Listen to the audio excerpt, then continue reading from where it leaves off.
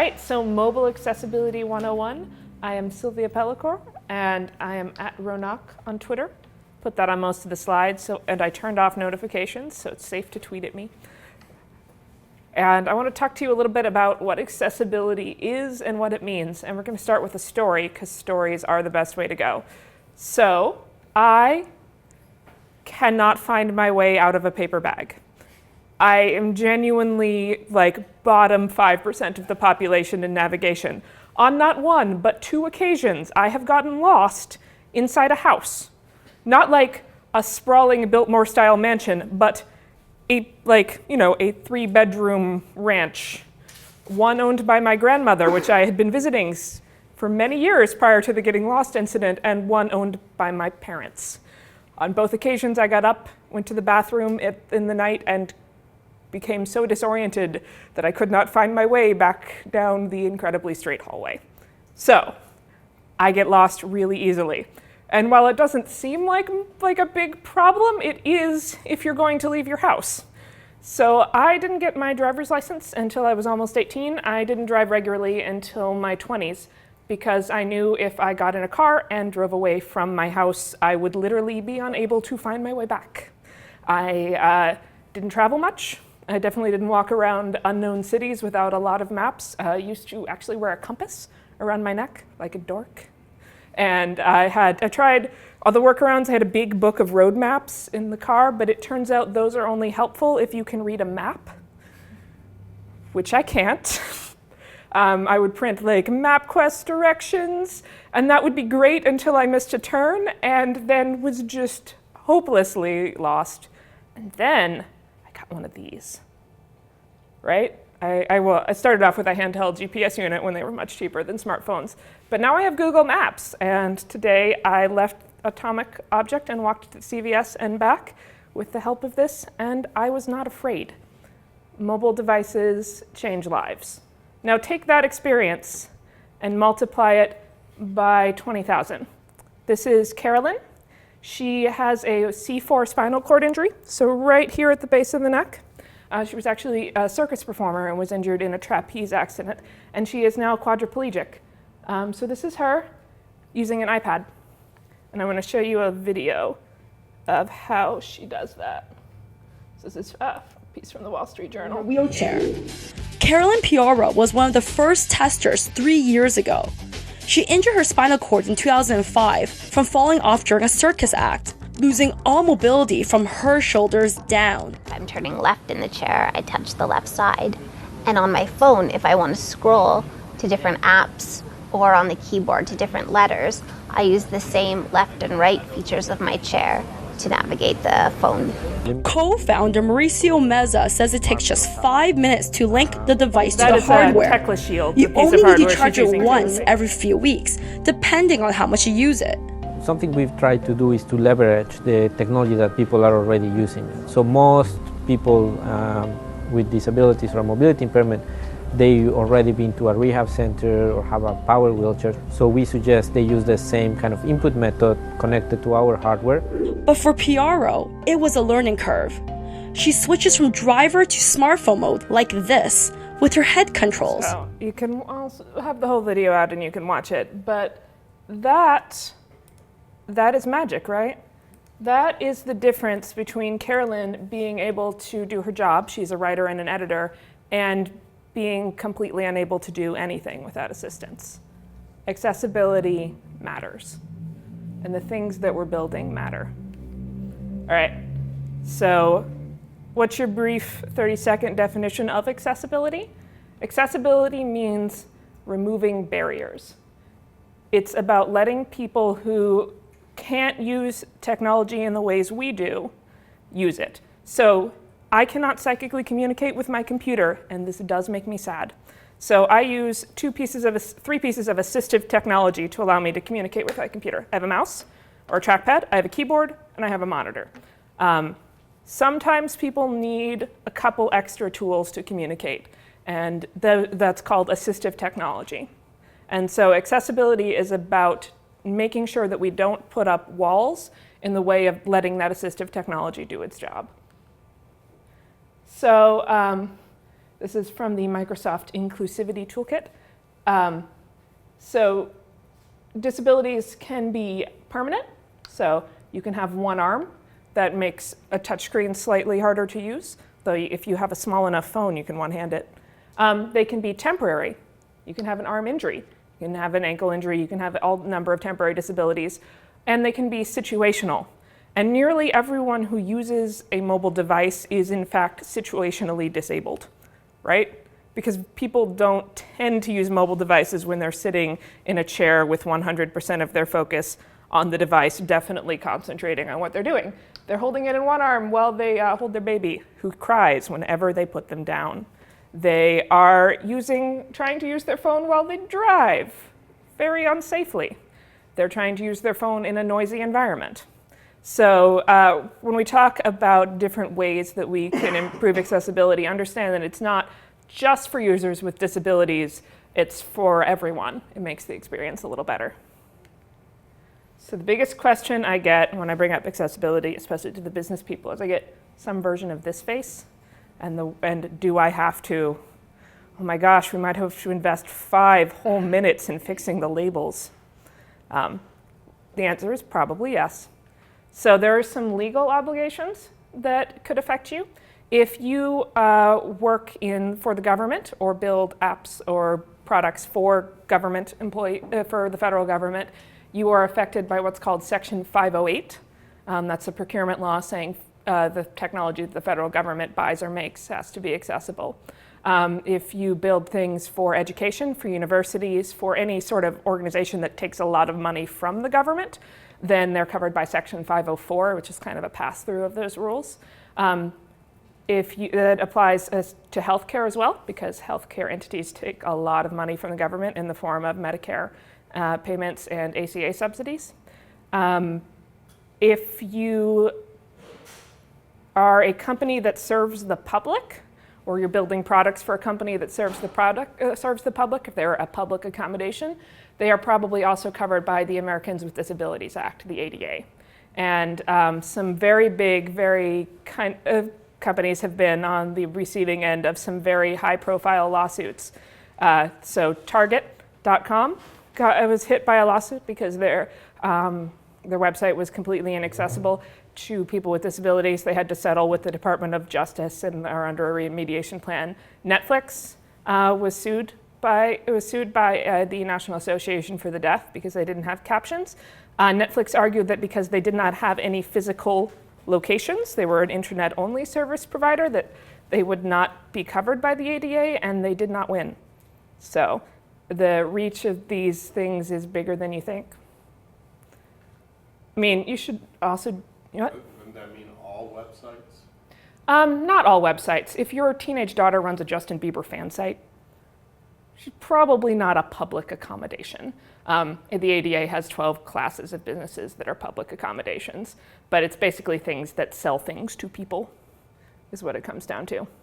So if you are, like you run a website for your knitting club or like a cat enthusiast's blog, you're probably not going to get sued. You should also do it just because it's good code. A lot of what we'll talk about is just good coding practices that you should do to make your code not suck. You should do it because it makes happy users, right? Think of how much effort it takes for Carolyn to use an app with her head using the Tecla Shield. That is a dedicated user base. Those are people who the app really matters to them, and they're great users. They're enthusiastic. They respond to your surveys. They follow you on Twitter. When they find things they can use, they share that information with their online communities. They talk about it on Twitter. If they're angry, they also talk about it on Twitter, but less things. So it can be good corporate practice to think about accessibility, because it's really bad PR, even if you don't get sued, to be on the receiving end of a Twitter storm of blind people saying, hey, I tried to download this new app to let me find my bus in Grand Rapids, and it turns out it doesn't work with my screen reader. It just turns out pretty badly. The other good news is that accessibility isn't as hard as people think, because you have a giant team of people behind you. Not these exact people. This is a stock photo from Flickr of, I believe, the Plone conference, 2009. Go Ploners. But you have a hypothetical mob behind you. So Apple has really definitely been leading the way in mobile accessibility. They have a fabulous team, and they've done a lot to integrate a lot of accessibility tools into the operating system at the iOS level, and a lot of tools in there. Android has been catching up. They're still a little weaker, I think, in screen reader and switch control support, but they have some other features that are a little bit better. And the developers of your major browsers also working very hard on this. They sit down and read the W3C browser standards. I bet you haven't read, because it turns out they're really boring, right? So you've got this whole team of people behind you, which brings me to my very favorite rant, the select element. Consider the humble select. Look at this. I have just these 5 lines of code. There's 99 bytes of text right there. And what do I get for this? I get something that works everywhere for everyone. It is compatible with basically all browsers. You want to open that select in IE4, you're golden. You want to open it on your Android phone? Hey, you get this neat little pop-up doohickey. Open it on your iPhone, you get a special thing. You want to use it in a browser, you get a drop-down. It's going to work with basically all forms of assistive technology. Every screen reader ever produced knows how to operate a select element. All the built-in tools on the iPhone and the Android phone, they know how to operate the select element. It's going to work great for keyboard users or people using a switch device like I showed you earlier. No effort. You can use tools to navigate between form elements. You can tab. Everything is beautiful, except maybe some people think this isn't beautiful enough. So what I hear is, it's so ugly, I want to replace it. So what do? You load minified jQuery. That is a full 86.6 kilobytes right there. Then you get a popular select replacement library. I don't want to call anyone out, but let's just say that this is the most popular of the select replacement libraries. I can neither confirm nor deny that one. Then you get some CSS styles, all that. You've just added 169.9 kilobytes to your site, which somebody is going to open on a mobile phone, which is, for the record, a shitty computer with a really shitty connection, right? For that same 169 kilobytes, you could have actually got the entire text of Alice in Wonderland, the whole book, the text file uncompressed, 164 kilobytes. So you would have had 5 kilobytes to spare and gotten the finest in Lewis Carroll. So you get longer load time. You require JavaScript to run. Mobile devices don't always load JavaScript seamlessly. You're probably depending on a CDN, like a content distribution network, to make it work. So if that goes down and jQuery goes down, the whole thing collapsed. You have to do extra work to make it compatible with assistive technology. That popular Java select replacement library does not work with major screen readers unless you do yet more work and add more code to make it work. And it works really poorly on mobile devices. So you've just created a lot of work for yourself, which brings me to my point. If you use standard components, you get to do less work. You could write those 5 lines of select code and be like, oh man, I spent all morning writing a cross-browser, mobile-friendly, lightweight, responsive, beautifully designed tool. It's got a special library for iPhones and Android. I'm gonna need a nap, right? So the same applies to your sort of general mobile development principles. This is the accessibility programming guide from iOS. If you use only standard UKIT controls, you probably don't have to do much work, because the Apple team has worked very hard to make sure all of those standard UKIT controls are going to work with all of the accessibility technology built into this device. Same for Android. If you follow Apple's guidelines, does it also make your site portable over to other platforms? Well, if you're using UKIT controls, you're writing in Xcode and probably Swift. That's local. So probably not. just because if you're writing a native app for iOS, you're writing a native app for iOS. Same with the Android native framework. If you are going to go ahead and use the Android native framework and use Android Studio, if you use all of Android's components, there's like 3 additional steps you need to do, and then everything works out of the box, no work for you. You get to go home, and it's awesome. But there are a couple additional steps. So I'm going to talk to you about Xcode, specifically with Swift, Android Studio with their weird implementation of Java, and HTML5 if you're doing a responsive site or you're using a framework like PhoneGap to do coding. There are other tools you can use to build. You got your React JSs and all, but there's only so much code I could shove into one 2-hour presentation and one slide deck. But a lot of the general principles will apply to everything. All right, so how do you make it work for everyone with eyeballs? Or maybe not. So visual disabilities. I will say that visual disabilities get most of the press. They're like being blind, I guess, the sexy disability in the accessibility community. And they certainly get the most space in the iOS and Android developers guides. That said, blindness is going to be much less common than some of the other things we talk about. There are about 3 million people in the US who are legally blind, where there are about 30 million people who have some kind of mobility issue that makes it hard for them to do fine motor controls. But that said, there are an awful lot of people who aren't legally blind, but still maybe can't read your tiny gray font on your white background. So have good contrast. You guys probably all have like fancy MacBooks with like the 4K displays. This is a room full of people who have probably at one point color calibrated a monitor. True facts, I once snuck into a coworker's office when she wasn't there and color calibrated her monitors for her because she had 2 monitors and they were off by like a lot. And I couldn't stand just going over and like looking at her monitors and seeing how bad the mismatch was. So I snuck in at night and color calibrated her monitors. She never noticed, but I felt better. So we are unique people in that. The people actually using your sites and apps are on like the really shitty Android phone they got for free from Boost Mobile.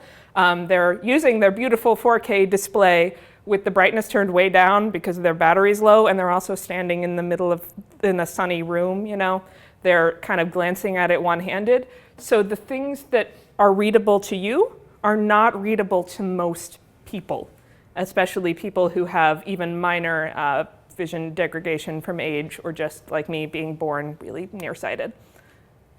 So what are the rules? These are set by the WCAG, the Web Content Accessibility Guidelines, level AA standard, set by the W3C, the same people who set the rules for JavaScript and HTML. You want a contrast ratio of 3:1 for headers and large text, minimum contrast ratio, you can always bump it up, and 4.5:1 for everything else. Those numbers don't mean anything to you, but look, I brought the formula. Yeah. No idea what this means. I studied math and I still don't know what this means. So why we use a calculator. If you Google contrast checker, you will find any number of contrast checkers on the internet that you can put 2 colors in, and it'll give you the number and tell you whether it meets it or not. There's also some sort of plugins for Photoshop if you do your designs there. There are probably plugins for whatever other design tools you use. You just want to basically fight the man. And the man here is Apple, who I've given a lot of compliments to, but they have led this trend toward light gray text on a white background, and it needs to stop. I cannot read it.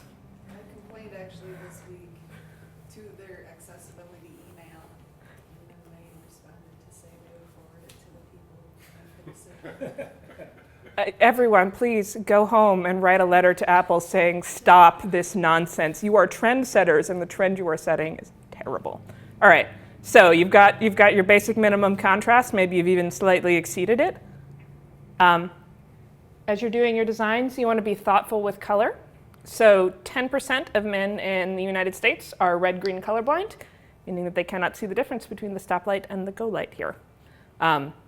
It's extraordinarily common.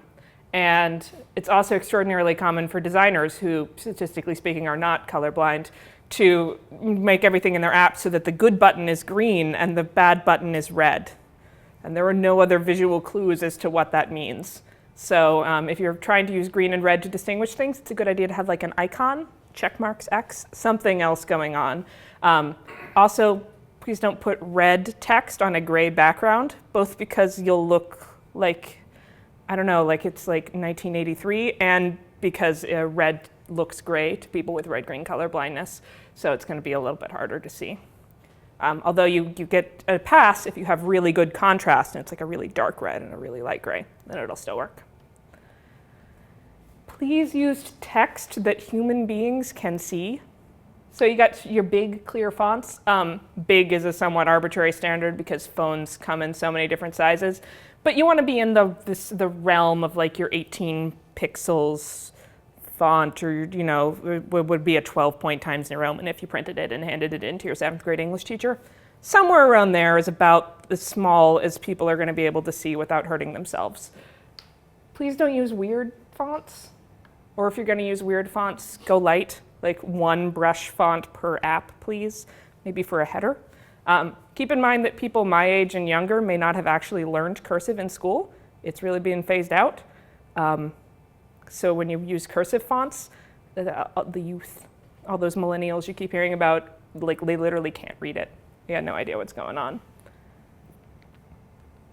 All right, and then, Secret code. I know. We finally have our own secret code. When my grandma sends me letters and what I'm sure is beautiful, beautiful handwriting, because she was a elementary school teacher, and I have to hand them to my husband to have him read them to me because I can't. I don't know what they say. So go light on the brush fonts, please. Respect the user's font choices. So Android phones, iPhones, they have the ability to set font size. Most browsers have the ability to set font size as well. But it's not going to work if you turn the support off, right? If you don't actually read and respect the font size choice that the user has made. And that's actually a big sort of gap I see. A lot of apps don't do it. So you go through, so somebody goes in and they try to make the text bigger so they can see, and then then it doesn't respect the choice. Then they try to zoom and someone's disabled that too, and then it's just really frustrating. So for Xcode, I've given you the sort of vague phrase support dynamic type. That's because it's really kind of difficult, kind of a little bit difficult to explain in one slide what that means. But it basically means that you'll turn on the dynamic type property, and then you have to make sure that the element can expand and contract. So you don't want to use a combination of a dynamic height and a fixed height box, or things won't expand properly. For Android, if you just use a standard text view and you set your text size in SP, those are the something pixels. I don't remember what that acronym stands for, but you can set your things in DP, SP, something in regular pixels. SP is the one that will respect the font size chosen by the device. If you're going to do HTML5, you want to define your font sizes in EMs or percentages wherever possible. That way it's easy for the user to resize the fonts. If you set it to a fixed pixel value, not only is it going to look weird on a 4K display, it's going to be harder for the user to override and change what that looks like. The other thing you have to do that is kind of technical is provide some useful information.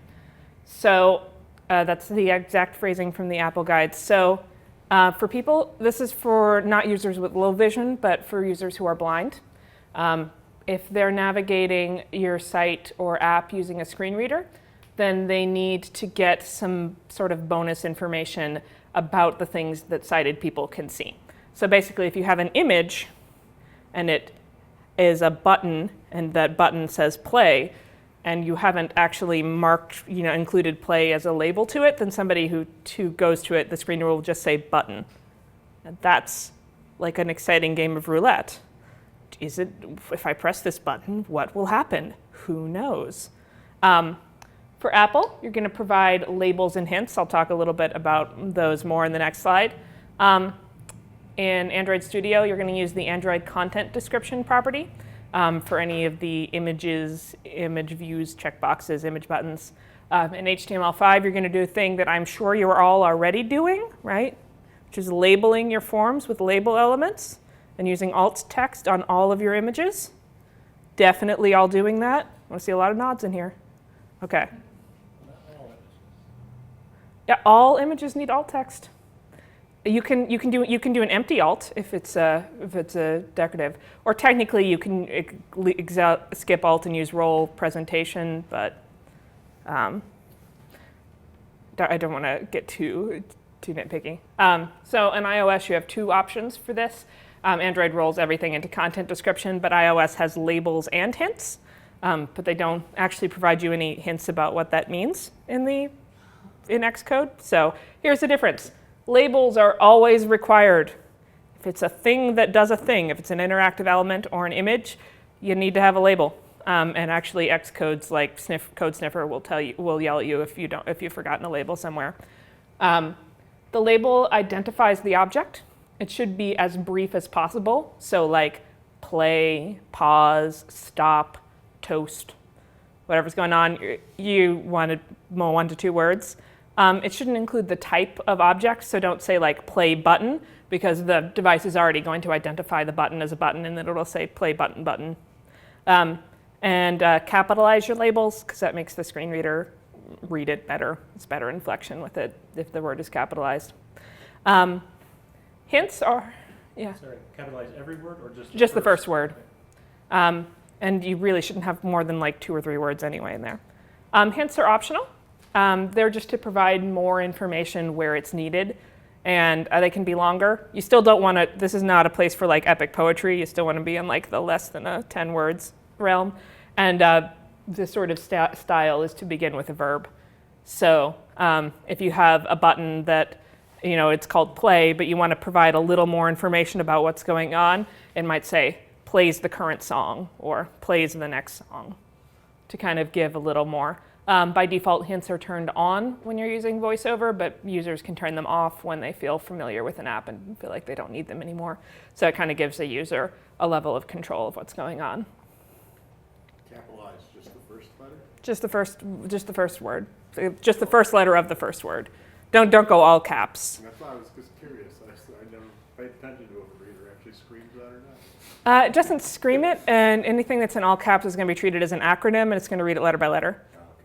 So that's actually probably a worse experience than being yelled at. In iOS, you can do your accessibility label, accessibility hint just as variables. Or if you're using Xcode, which odds are you are, it's actually one of the options that appears when you click on an element to the right. Down here in accessibility, you got your label and your hint.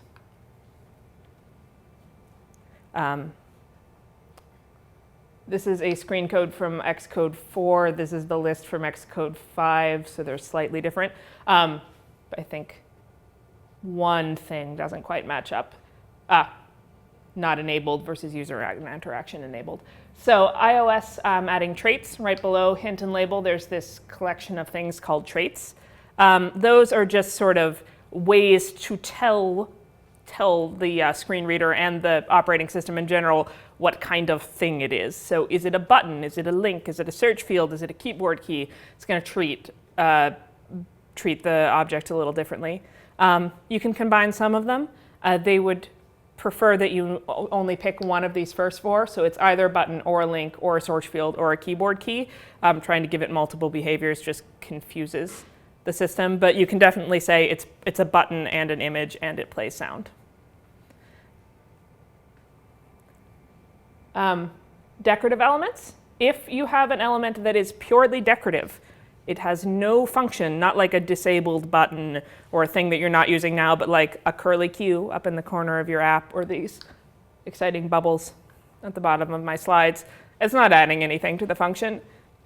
Then and only then you can use is accessibility element no, or some button here just being the object.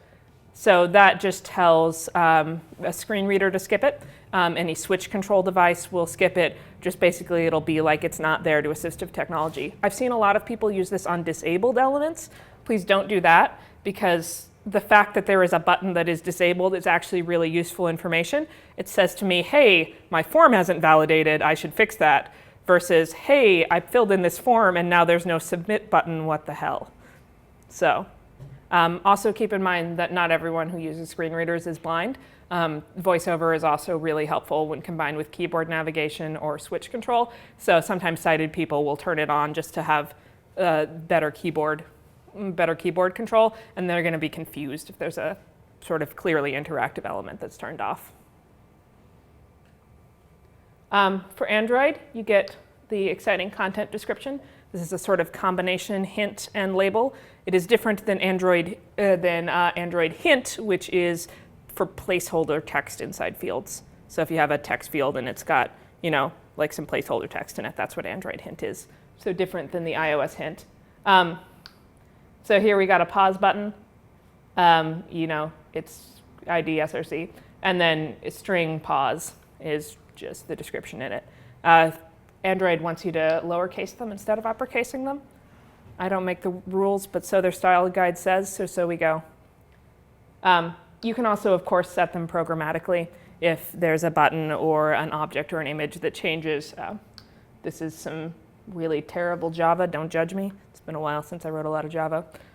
But that's gonna, label set content description, and set it dynamically based on however you're building it in your program. If you have a decorative element, you can do a content description at null. That's roughly the equivalent of doing empty alt text. And it's gonna just basically, again, tell the program to skip it. So the reason that we do this is it's a difference between the user experience where you turn on the screen reader and it says, information icon, do you want to continue? Fancy horizontal rule, button.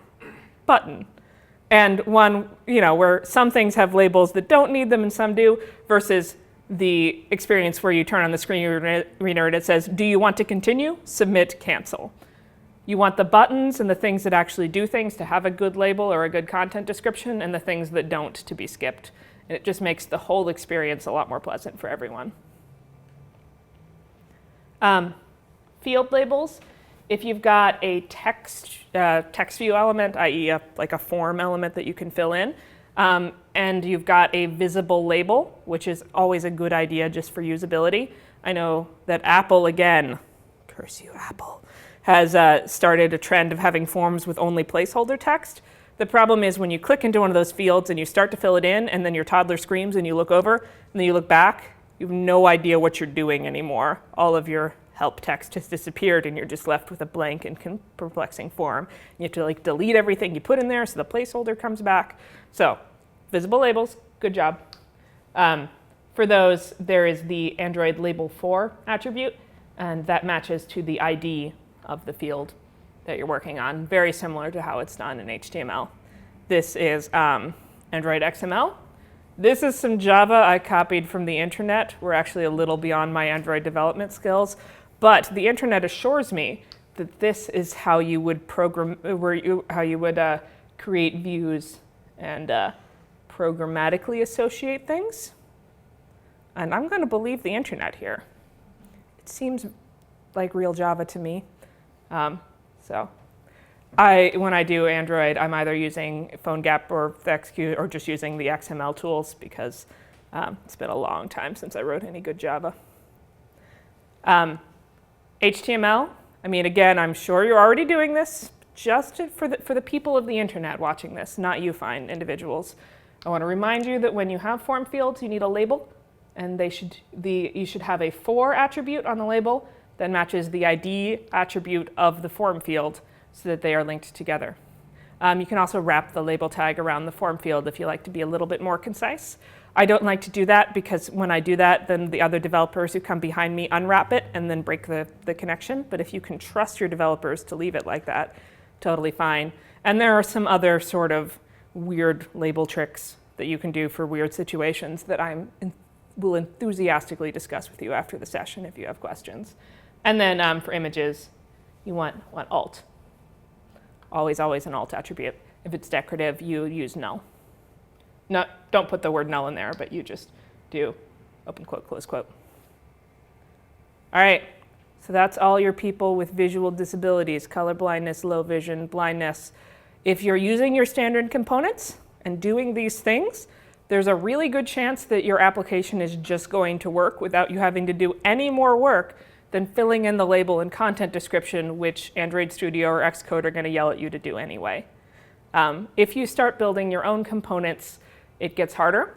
It's not impossible. You can definitely make the components that you hand build accessible. You've just signed yourself up for a little extra work and more slides than I wanted to fit in this slide deck. But have no fear, the Apple and Android accessibility guides are available on their developer website and are startlingly informative and full of code examples and steps. There's some checklists. Great stuff. Okay, hearing. Some people are born deaf. Most people become deafer over time. You get progressive hearing loss as you get older, and everyone becomes deafer in loud environments.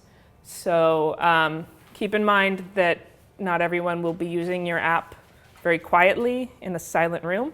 They're likely to be using it when they're watching TV or on the bus or in their open office plan when they're supposed to be working. And they've probably done what I've done, which is switched the phone to vibrate and literally never taken it off. Never. I don't know if I've heard my phone make a noise in years. So let's go ahead and, except when I have headphones in, so let's go ahead and just assume that the sounds that you put in aren't going to work. So there are two things you need to do to make sure that people with hearing issues can still do it. One, caption your cats. If you have video and that video has words in it, then you do have to provide captions for those words. The way you do it will depend entirely on the tool you're using to serve your video. Like YouTube's got pretty good captioning tools built in. Vimeo has good captioning tools built in. If you're doing HTML5 video, you can sideload it as a file, and there's all kinds of things. If you're using the players built into Xcode and Android, again, sideload the files. It's really cheap.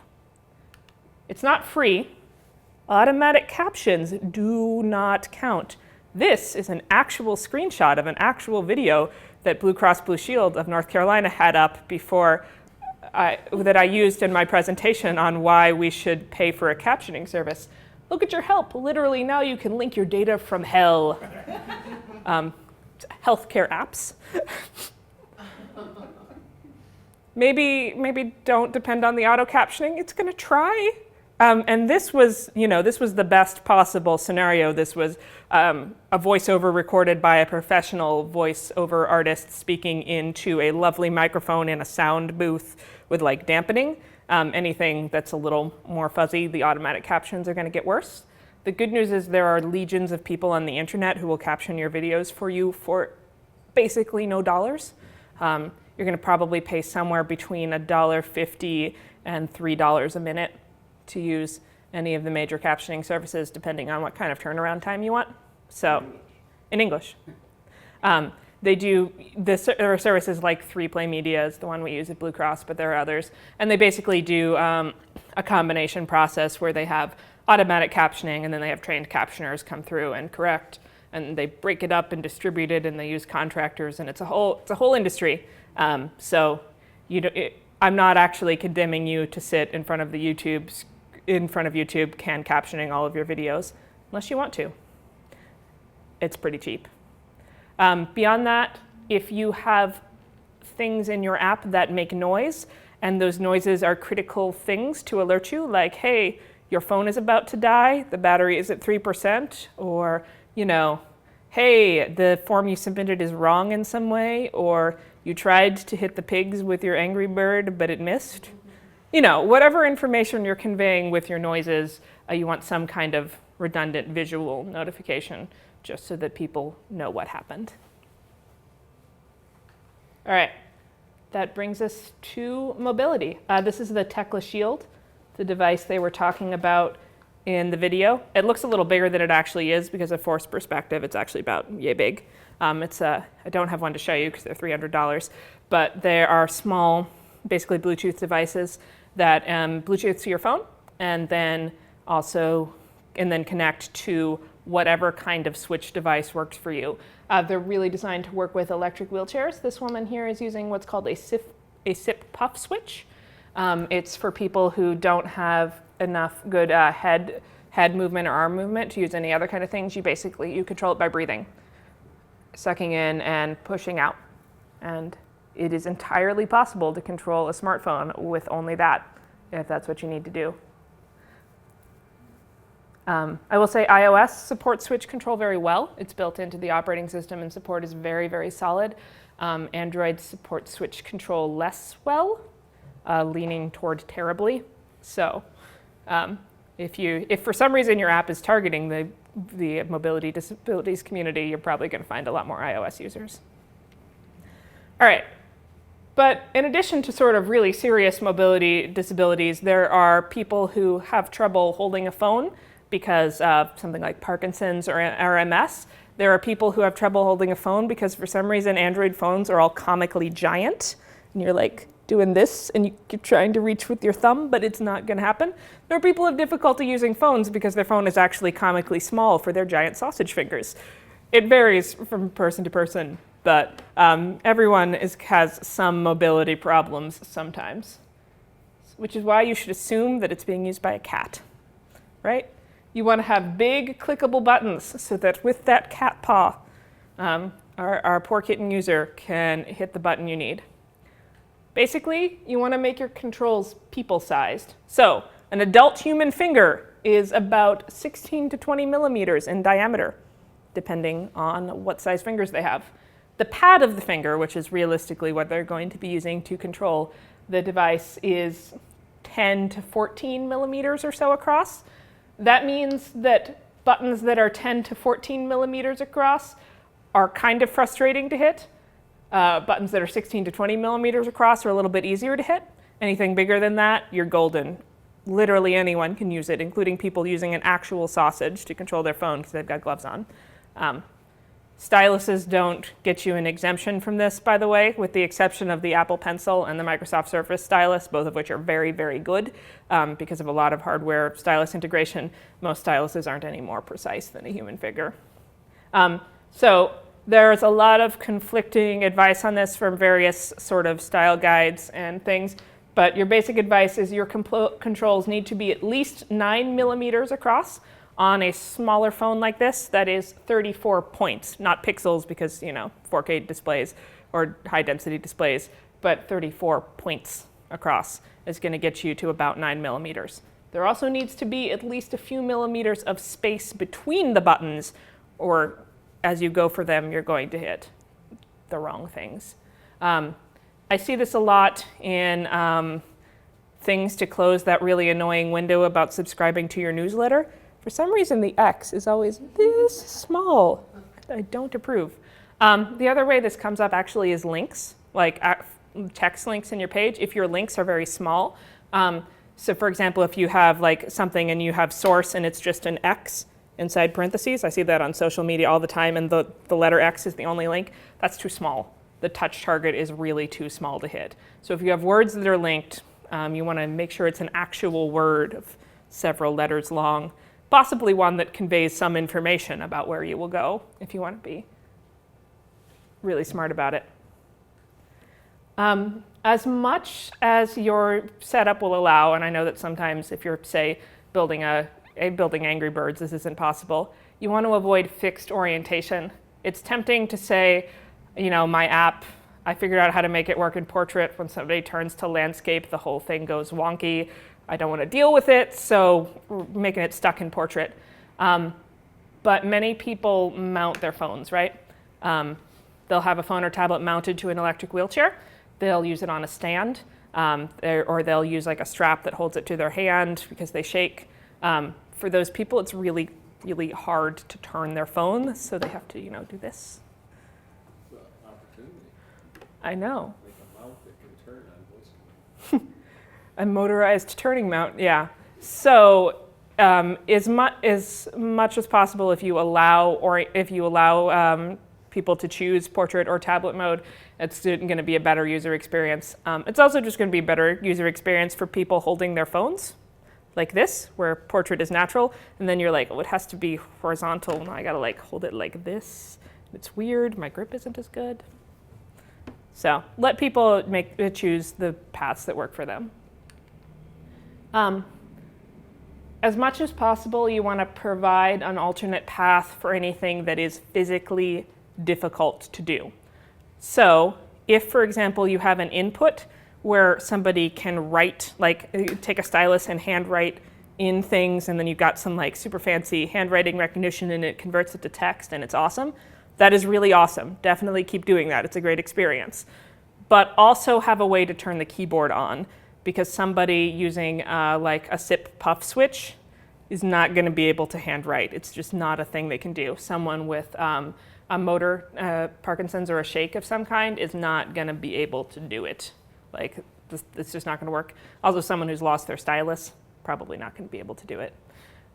Same thing for the gestures that involve swiping or tapping, multi-touch gestures. There are some tools built into the operating system that can make those easier, but as much as possible, it helps to have a way to do things that isn't those gestures.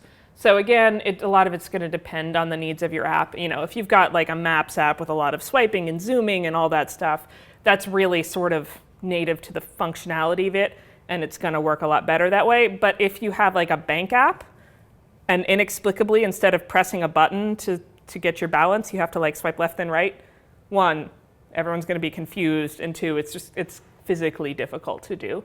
So try, when possible, to stick to buttons as much as you can. Again, based on the needs of your app. All right, cognition and speech. Cognitive disabilities are pretty common. There's the cognitive disability we all have, which is that we are using our phone while we are also watching Game of Thrones, right? You also have various forms of low English proficiency. It's pretty common.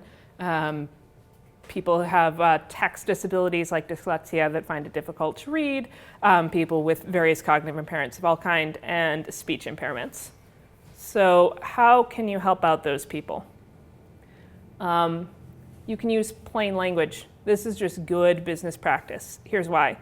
Your sort of average person using the internet, existing in the world, has somewhere between a 6th and an 8th grade reading level. So when you make your text more complicated than that, you sort of exceed the ability of the median user to understand it easily. It's not impossible, but they are going to have to concentrate much harder. And so what they're going to do is one of two things. If the thing that they need is very important, they're going to put down the app or your website, then they're going to use their phone as a phone, and they're going to telephone you to ask you a question.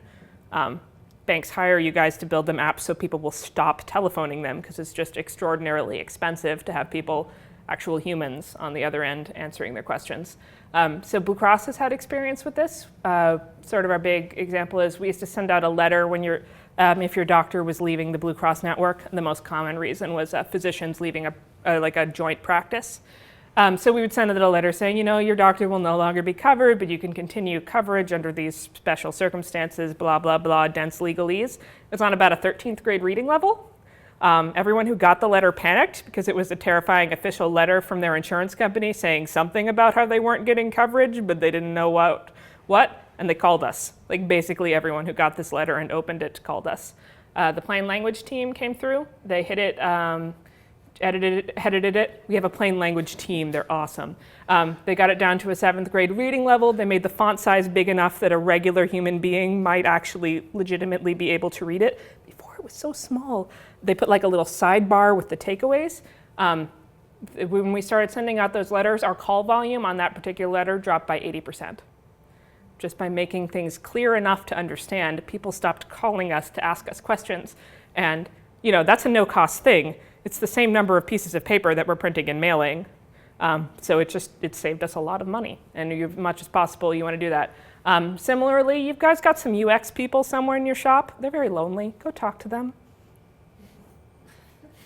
They want to hear from you. unless you guys are the UX people, in which case, push.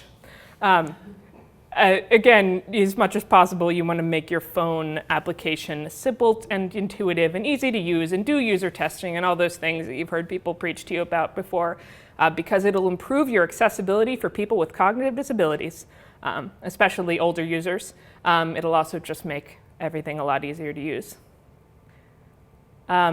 Please don't make me talk. I'm a millennial, I don't like to talk on the phone. So speech recognition is built into phones, and it's pretty cool. It's actually super great for people with certain mobility disabilities who have trouble using the phone. But if you have a speech impediment, if you have laryngitis, if you have a thick accent, or if people who are a lot of people with autism spectrum disorders are pretty nonverbal, they're going to really struggle to use it. Also, just some people have voices that Siri hates. I don't understand why or how, but they just really, really can't get it to work for them.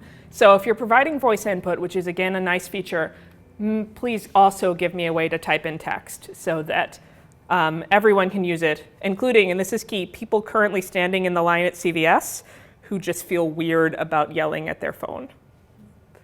Like, I never use Siri because I'm always around other people and it's weird to talk to my phone. Just here in Grand Rapids or all CVS? I don't know. I have only been to the one CVS in Grand Rapids, which I walked down to earlier today, so there was no one shouting into their phone. All right, so after this, we're going to play we're going to be through the presented slides, and we're going to do a little bit of live demo.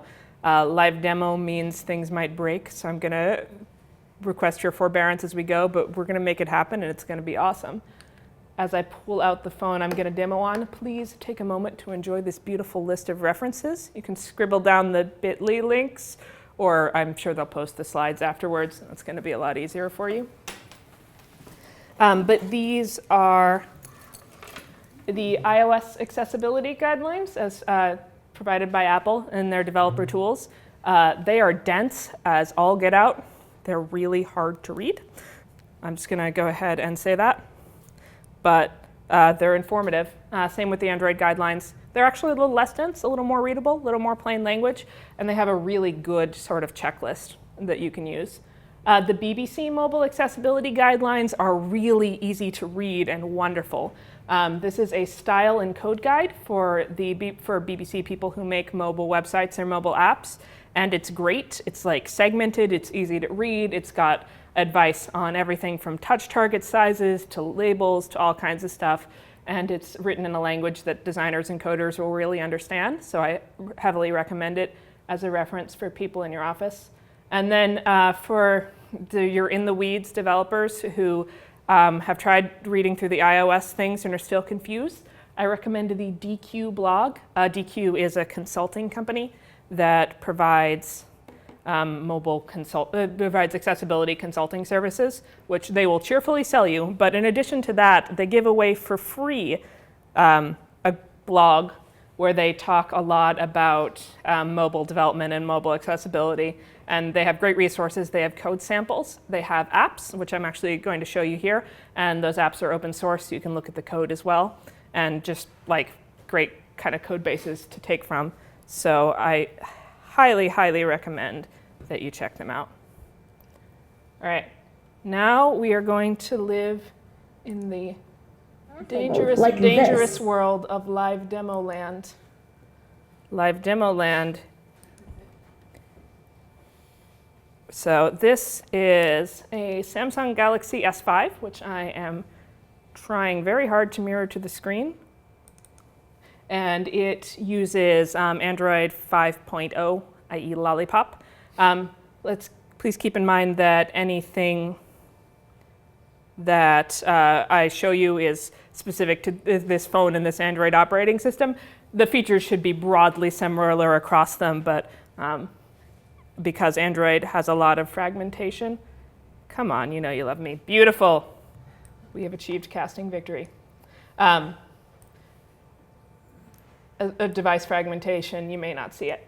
So I told you that there are a whole lot of accessibility features built into operating systems. And I just wanted to show you a couple of them. If you were at my talk on Monday, you may have already seen some of this. Okay, good. Nobody is going to be bored.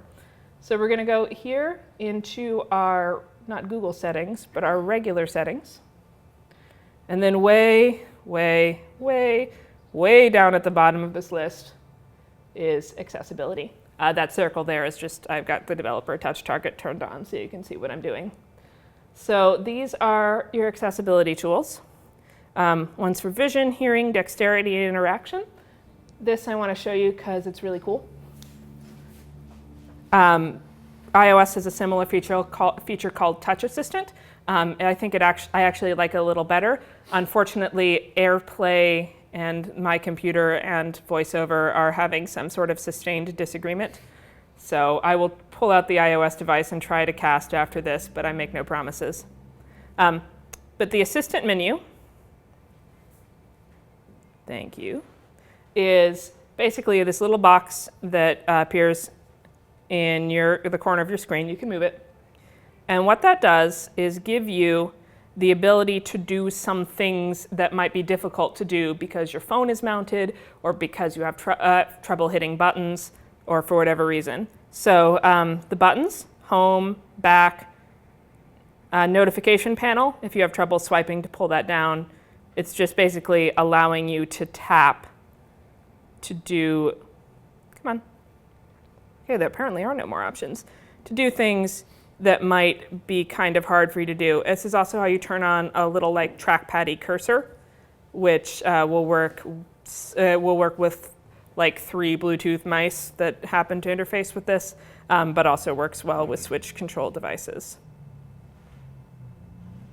All right, we're gonna live dangerously here. We're going to see if we can get AirPlay to work. So everybody, please cross your fingers. Come on. You know you love me. I brought a second redundant iOS device just for this purpose. This one might work a little better. While it's turning on, let me show you some other Android accessibility features. I will say, while Android does not always have the very best possible accessibility support, Google Cast just works a lot better than AirPlay. I don't know what it is. Some other kind of features that are built into the phones that might be useful to someone. I'm going to go ahead and turn off this menu here. There is what's called a touch and hold delay. This is great for people who are always accidentally triggering the touch and hold features. And by people, I mean your toddler. I mean your toddler who takes your phone and like deletes all of your apps because instead of tapping, they tap and hold. You can change the delay, how long you have to hold before it is read as a hold. And again, for your toddler who continually deletes all of your apps, that will stop them from doing it. Also for people with various mobility disabilities. Oh, you are not going to do it, are you? No, you are not going to Aircast. All right. Everybody have to cross their fingers? Oh, it worked. Okay. We're going to embrace this while it's working. Again, the settings are under General, and then Accessibility, and the equivalent of the Android test is Assistive Touch, and this actually does a super cool thing that I really enjoy. It has the ability to send, first off, a shake, which is great if your phone is mounted and physically shaking it is difficult, but you need to send the signal. But it has multi-touch assist. So if you have trouble doing multi-touch gestures with multiple fingers, sometimes people who have mobility disabilities or using a prosthesis use a stylus, and that only touches in one place. Or they just physically have trouble doing the multi-touch gestures because they're hard to do. This will allow you to, for example, say, okay, I have 3 fingers, and then if I tap, it's going to treat my tap. It's going to treat my single tap as if it's 3 fingers. Similarly, there are. Let's go back. You can do screenshots. You can do various multitasking things, and you can also set up custom gestures to do things. There we go, like pinch, double tap. You can set up gestures for swipes, for scrolling, for anything that you might have trouble doing, so that you can do it with just a tap. This also combines well with switch control devices, so that someone using like a joystick can still access all of the same multi-touch features. So that is assistive touch, and it is super neat. This will also let you bypass the physical buttons on your phone if they break.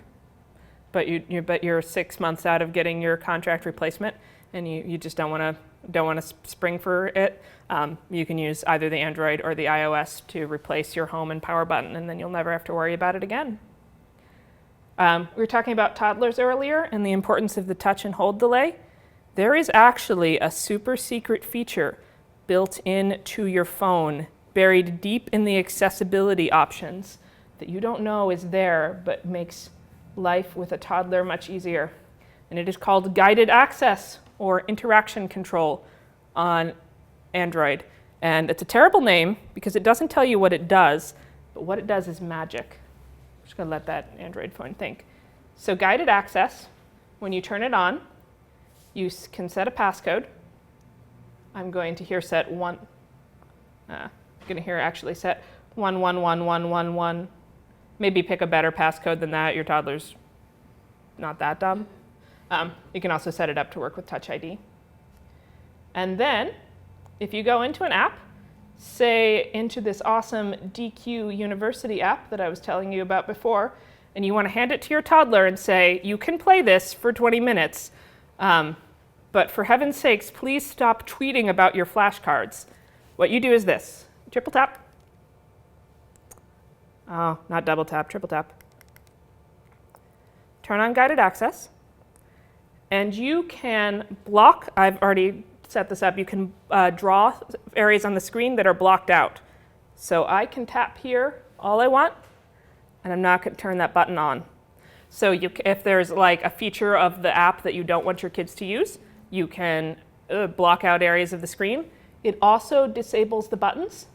So if I try to press the home button to go back to the home and then open your email and start sending your boss weird pictures of my feet, because again, toddlers, they can't do it.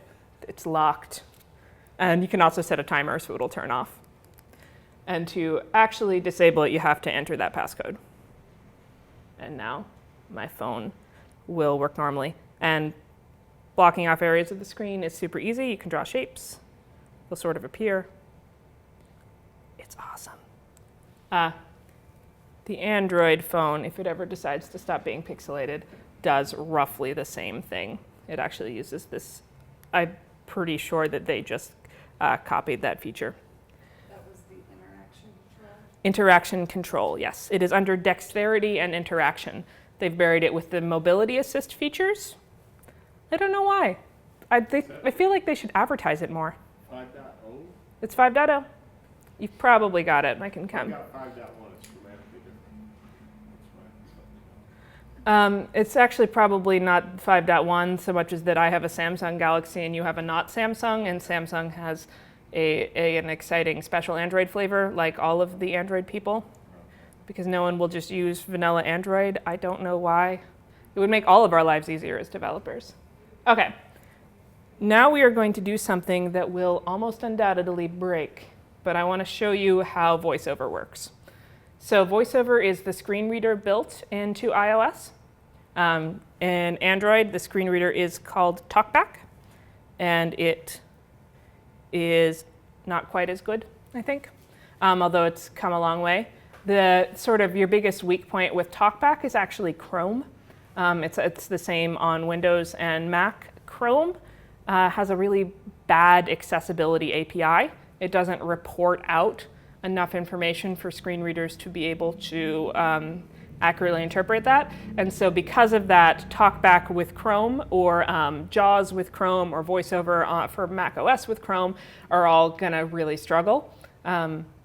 If you've got somebody, users who use TalkBack almost always download and install Firefox on their Android device. The iOS screen reader works really well with Safari, which is great because that's the only browser you can have. So, I'm gonna pop it on. Menu. Heading. Thank you. I have the speed of this turned way, way down. Most blind users, yeah, it's gonna crash. Most blind users keep the sort of speed of speech much faster. We're gonna switch to TalkBack because for some reason AirPlay hates VoiceOver. TalkBack on. Thank you. TalkBack is turned on. Thanks, Android. Ask Blue. So you're sort of you're Double basic. tap to activate. Basic. Double tap and hold to long press. Right, I have it in help mode where it provides helpful information. You can turn that off. The sort of basic gestures for TalkBack and iOS are the same, and you get into the more exotic controls you get them. But your basic gestures are left and right to swipe. Gallery. Google Cat. Gallery. Swiping left Double will tap to activate. take you to Double tap and the hold to previous long thing in the press. tab order. Swiping right will take you to the next thing in the sort of tab order of the screen. Unlike desktop screen readers, these screen readers aren't reading the code directly. They're sort of as directly. They're interfacing with the screen. So the order things are in the screen will matter more than the order they are in the code. It also means that you can do something that's really neat, which is touch to explore. In a desktop screen reader, when I'm navigating, I have to use keyboard, like mouse plus screen. It's not going to work. But with touchscreen, where I'm physically directly interacting with it, it's pretty easy for me, even if I can't see, to kind of tap around until I find something. So a lot of blind people have screen protectors that are overlays that have raised dots to mark the corners of the screen or keyboard keys, and they can do a lot of things just by touch, which is just faster and easier than scrolling back and forth. It's why many blind people use mobile screen readers as their primary screen reader, because it's easier to use. All right. DQU. Gonna double tap to activate. University for Android. DQU is an Android app. There's an equivalent iPhone app that has some things done well and some things done badly. You can see at the bottom we've got broken and fixed. The code for those is open source. You can go to the DQ blog website and download them. And it's also a sort of great testing tool to get to know.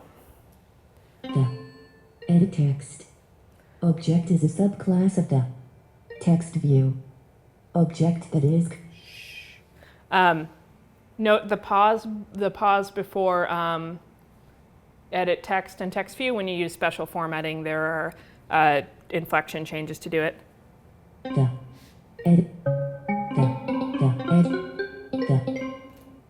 That's actually a neat TalkBack feature that isn't on VoiceOver that I really like. They're called ear cons, and it, as I'm scrolling, it makes.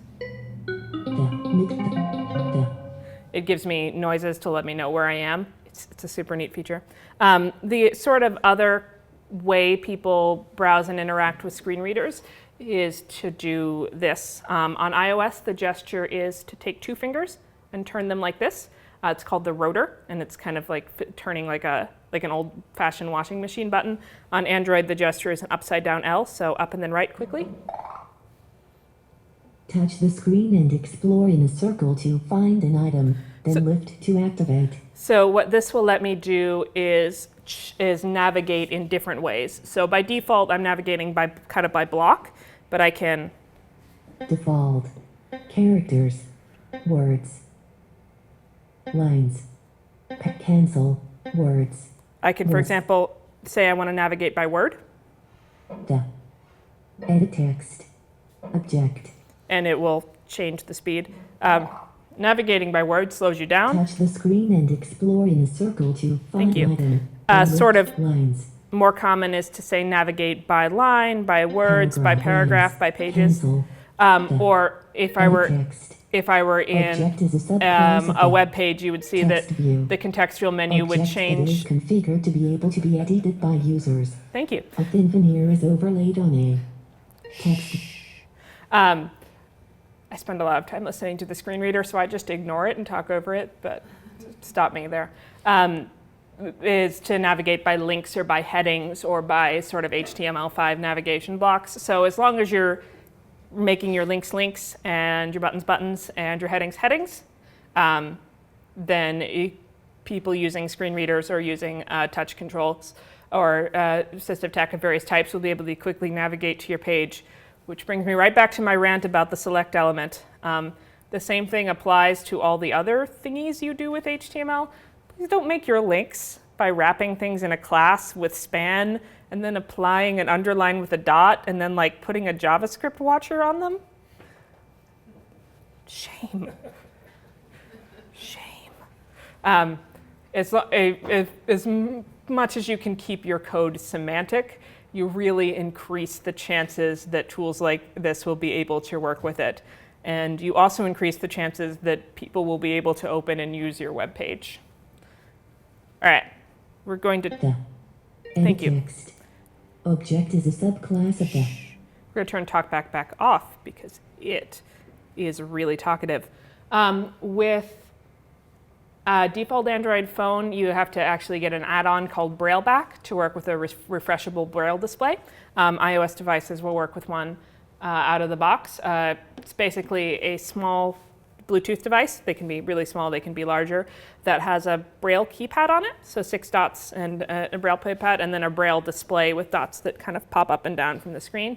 And people who are deafblind or people who are blind or sighted people who happen to know Braille and want to discreetly check their text messages during meetings because they convinced their company to buy them a refreshable Braille display, can use them to interface with their phones as well. So that's the sort of other main visual tech thing. I'm telling you, it's neat.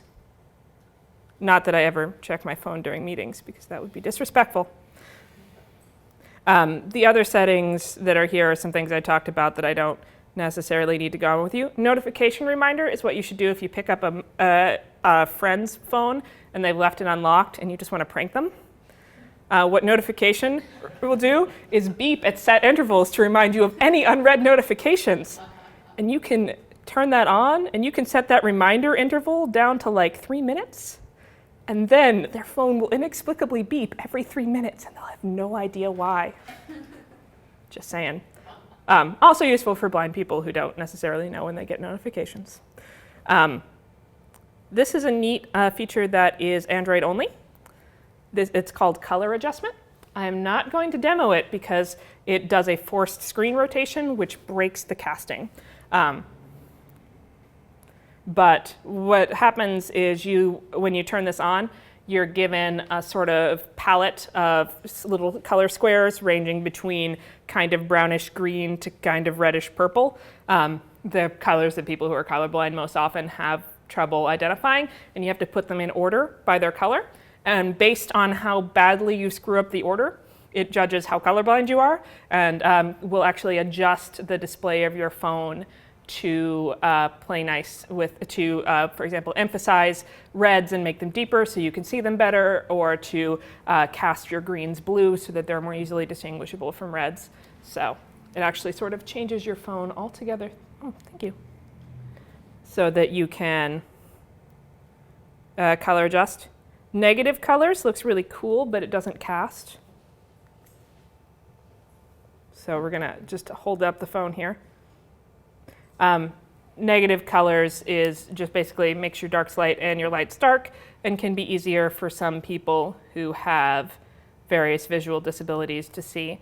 It actually looks almost cool on the Android phone. The iPhone version really, really inverts the colors, and it's also kind of terrifying. Also an excellent prank. Negative colors are your friend. Hearing?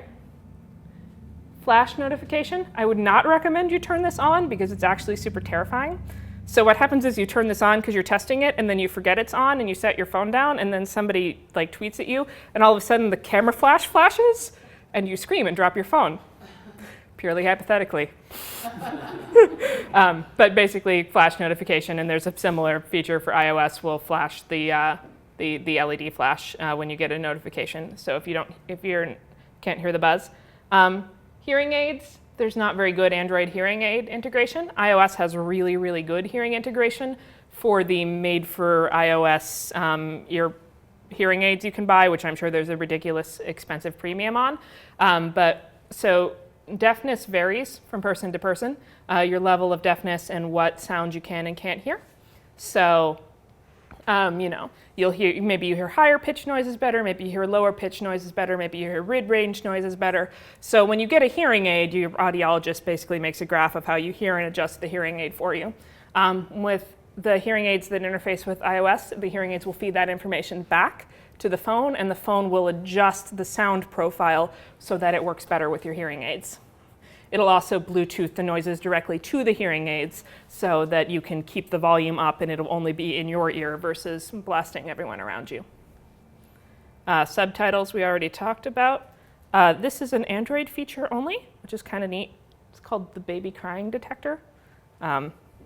So what you do is that when you turn this on, you get a terrifying warning about how you're not supposed to leave your baby in the bathtub unattended. And then you can set this down next to a person who is prone to scream at strange intervals, like a baby. I would yell into the phone, but that would blow out the microphone and make our sound guy sad. And it will flash the phone or vibrate. And it's useful for someone who's like, for example, cooking in the kitchen, their baby's behind them. They're not necessarily making eye contact with them, but they need to hear when they make a super loud noise. It'll also go off if the fire alarm goes off. And this is super neat and Android only. It is called Auto Haptic. Again, it's hard to demo here, but you can read it. The phone will vibrate in time to the sound when you're listening to music or playing games. And it will vibrate when buttons are tapped in all the apps that support it. And it's super neat because it kind of gives you the ability to feel what's going on with your exciting video game music or whatever, even if you have trouble hearing it. All right. We are going to try one more time to get the iOS casting device to love me. Nap time. Because I do want to show you a super neat feature that is built into the accessibility tools that might actually be helpful for you on a day-to-day. But I can't promise that it's going to love me. Let's try with this one. I do not know why, but VoiceOver and AirPlay just have never gotten along. Okay. Let's put the Android phone away and bring you back your iPhone. All right. I will not turn on VoiceOver, and this should stop trying to die. So we've come to an agreement here. This is under Settings, Accessibility, and it's in the same general section as VoiceOver. So maybe you do not need a full screen reader, but maybe sometimes you're not looking at your phone when you're driving your car and you want to read the screen quickly. This is also a useful feature for kids who are learning to read and might need assistance, or people with dyslexia or similar text disabilities. You have Speak Selection and Speak Screen. You can choose your voice, you can choose your speaking rate, you can highlight content as it's spoken. So what happens here is if I head to the internets, go to the website for the awesome conference I attended yesterday, and grab some text and highlight it. In addition to the sort of normal buttons, I'll get a button that says Speak. And then it will not play through the speakers, but know that it is talking. Come on. When you're not experiencing the terrifying AirPlay problems, it reads the words to you. really quickly, and it'll also highlight the words as it reads. So this is a great feature to use with your kids when they're learning to read. If you have Speak Screen turned on, you can also do a 2-finger swipe from the top. And 16 Everhall here, Center, now it's going to work. Grand Rapids, It will just read MI, whatever's on the screen to you. And Join us at GLSEC 2016 you don't need to at memorize all the voiceover commands because you get this visual pop-up thing that happens with play buttons, back buttons, forward buttons. The rabbit makes it go faster. The turtle makes it go slower. So it's a way to kind of test out what things will sound like in voiceover without having to learn a lot of voiceover gestures, or just to have your phone read you an email while you drive. And like I said, it'll just read top of the page to the bottom of the page.